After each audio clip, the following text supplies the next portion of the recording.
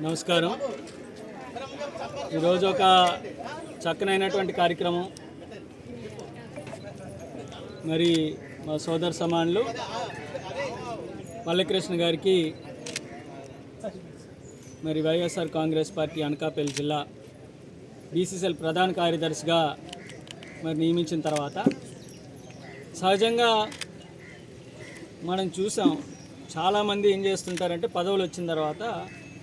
వాళ్ళకి కావాల్సినటువంటి కుటుంబ సభ్యులను కార్యకర్తలను పిలుచుకొని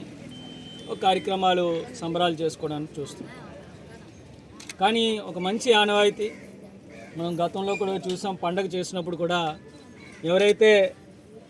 ఉన్నతమైనటువంటి చదువులు చదువుకొని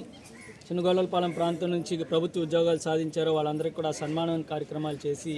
10 మందికి ఇన్స్పిరేషన్గా చేసినటువంటి కార్యక్రమంతో పాటు ఇవాళ కూడా ఒక పదవి వచ్చిన తర్వాత హంగులు ఆడంబరాలకి డబ్బులు వేస్ట్ చేయకుండా తన గ్రామ ప్రజలందరినీ కూడా పిలిచి వాళ్ళందరికీ కూడా చక్కనైనటువంటి భోజనం పెట్టి ఒక కుటుంబ సభ్యుల వాళ్ళతో కలిసి ఒక కార్యక్రమం చేయాలి అని చెప్పి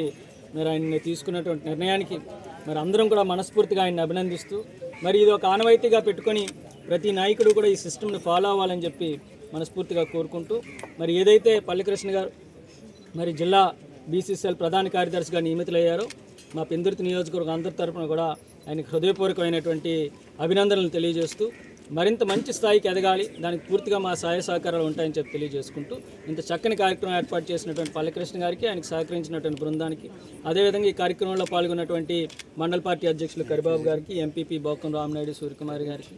అదేవిధంగా కొటాను రాము గారికి, దెడ్డెం ప్రసాద్ గారికి, శ్రీని గారికి, రాము గారికి అందరికీ కూడా పేరు పేరున హృదయపూర్వక నమస్కారాలు తెలియజేసుకుంటూ సెలవు తీసుకుంటాం. దీని మీద ఏ రకంగా అయితే ఇప్పటికే న్యాయపరంగా ఆయన పోరాటం చేస్తూనే ఉన్నారు, కోర్టు నుంచి కోర్టు న్యాయపరంగా. ఎందుకంటే ఈ కూటమి ప్రభుత్వం అధికారంలోకి వచ్చిన దగ్గర నుంచి కూడా చూస్తున్నాం, ప్రజలకు ఇచ్చినటువంటి హామీలు ఏంటి,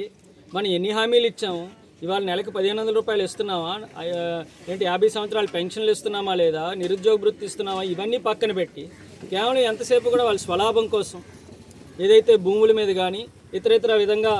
వైఎస్ఆర్ కాంగ్రెస్ పార్టీ కార్యకర్తలను ఇబ్బంది పెట్టేటువంటి పరిస్థితి చూస్తున్నాం. మరి వీటిని ఖచ్చితంగా రేపు మా ప్రభుత్వం వచ్చిన తర్వాత వీళ్ళు ఏదైతే ఇవాళ కబ్జా చేస్తున్నారో ప్రతి గజంతో పాటు ప్రతి ఒక్కటి కూడా వెనకలాక్కునేటువంటి కార్యక్రమం చేస్తాం. అంతేకాకుండా న్యాయపరంగా కూడా మేము చివరి స్థాయి వరకు కూడా మేము పోరాటం చేస్తాం.